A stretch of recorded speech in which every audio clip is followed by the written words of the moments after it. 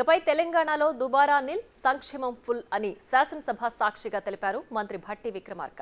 గత ప్రభుత్వం చేసిన అప్పులు తమ ఆశయాలను ఆపలేవని తేల్చి చెప్పారు. గత ప్రభుత్వ అవినీతిని వెలికితీస్తామని, అదే సమయంలో తాము ఇచ్చిన 6 గ్యారెంటీలను అమలు చేసి తీరుతామన్నారు భట్టి విక్రమార్క. 1వ తేదీన రాష్ట్ర ప్రభుత్వ ఉద్యోగులకు మరియు పెన్షనర్లకు జీతాలు ఇవ్వలేనటువంటి పరిస్థితి. దీనివల్ల ఉద్యోగుల క్రెడిట్ స్కోర్, సిబిల్ స్కోర్ దెబ్బతినటం వల్ల వారు రుణాలు పొందడం కూడా కష్టమవుతూ ఉంది. వృద్ధులైన పెన్షనర్లు మందుల కోసం ఖర్చు పెట్టిన డబ్బులు పొందడం కోసం ఎదురు చూసే పరిస్థితి ఉత్పన్నమైంది. అందుకే తెలంగాణ రాష్ట్ర ఆర్థిక పరిస్థితిని, ప్రజల జీవితాలను దుర్భరం చేసే దిశగా సాగిన ప్రజా వ్యతిరేక పాలనకు ప్రజలు చరమగీతం పాడారు. ఇదే మన ప్రజాస్వామ్య వ్యవస్థ యొక్క గొప్పతనం.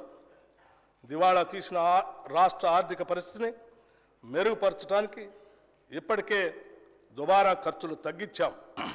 రాష్ట్ర ఆర్థిక క్రమశిక్షణతో పాటు మెరుగైన సంక్షేమ పాలన అందించాలన్నదే మా లక్ష్యం. దళిత బంధు పథకానికి బడ్జెట్లో 17,700 కోట్ల రూపాయలు చూపిస్తే నిధులు మాత్రం ఒక్క పైసా కూడా ఖర్చు పెట్టలేదు.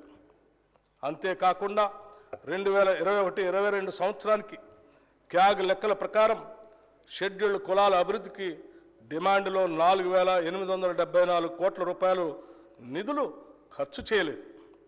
గిరిజన అభివృద్ధిలో 2,918 కోట్ల రూపాయలు ఖర్చు చేయలేదు. వెనుకబడిన తరగతుల అభివృద్ధిలో 1,437 కోట్ల రూపాయలు ఖర్చు చేయలేదు. అదేవిధంగా రైతులకు వడ్డీ లేని రుణాల కొరకు కేవలం 2014-15 ఆర్థిక సంవత్సరం నుంచి 2023-24 ఆర్థిక సంవత్సరం వరకు 1,067 కోట్ల రూపాయలు బడ్జెట్ పెట్టి కేవలం 297 కోట్ల రూపాయలు మాత్రమే ఖర్చు పెట్టారు. వాటికి నిధుల విడుదల లేవు. ఈ సాంప్రదాయానికి స్వస్తి పలికి మా ప్రభుత్వం వాస్తవానికి దగ్గరగా రాబడులు అంచనా వేసి దానికి అనుగుణంగానే పథకాలకు కేటాయింపులు చేయటం జరిగింది. ఇది మా ప్రభుత్వం అని ప్రజలు భావించే విధంగా బాధ్యతతో వ్యవహరిస్తాం. మా ఈ నిర్ణయానికి గతంలో జరిగిన తప్పులు, చేసిన అప్పులు ఏమాత్రం అడ్డం కాలేవు. ఇదే స్ఫూర్తితో, ఆశయంతో, ప్రజా ఆశీర్వాదంతో ఈ బడ్జెట్ను ప్రవేశపెడుతున్నాం. 2023-24 ఆర్థిక సంవత్సరంలో తెలంగాణ రాష్ట్ర స్థూల ఉత్పత్తి ప్రస్తుత ధరలో 2022-23తో పోల్చినప్పుడు 13,02,371 కోట్ల రూపాయల నుండి 14,49,708 కోట్ల రూపాయలకి పెరిగింది. సంపూర్ణ ప్రజా సంక్షేమమే కాంగ్రెస్ ప్రభుత్వ ప్రణాళిక.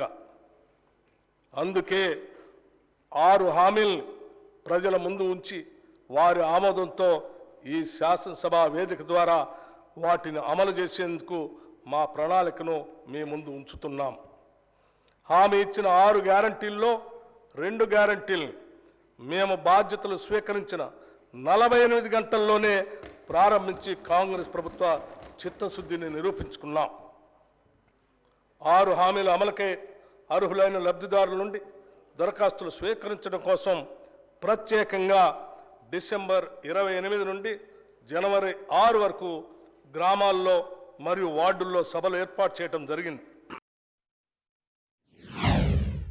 మహాలక్ష్మి, రైతు భరోసా, ఇందిరమ్మ ఇళ్ళు, చేయూత, యువ వికాసం హామీల అమలుకు మా ప్రభుత్వం చిత్తశుద్ధితో ఉంది. వాటిని వీలైనంత త్వరలో అమలు చేసే సంకల్పంతో ఉన్నాం.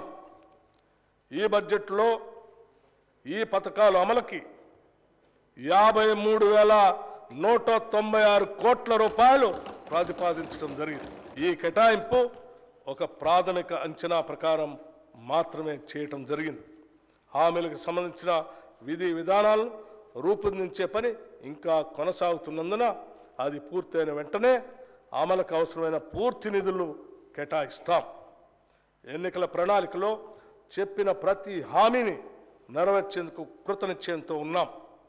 రైతుల కోసం ప్రకటించిన వరంగల్ డిక్లరేషన్, హైదరాబాద్లో ప్రకటించిన యువ డిక్లరేషన్, చేవెళ్లలో ప్రకటించిన ఎస్సీ ఎస్టీ డిక్లరేషన్, కామారెడ్డిలో ప్రకటించిన బీసీ మైనారిటీ డిక్లరేషన్ అన్నింటినీ ఖచ్చితంగా అమలు చేస్తాం.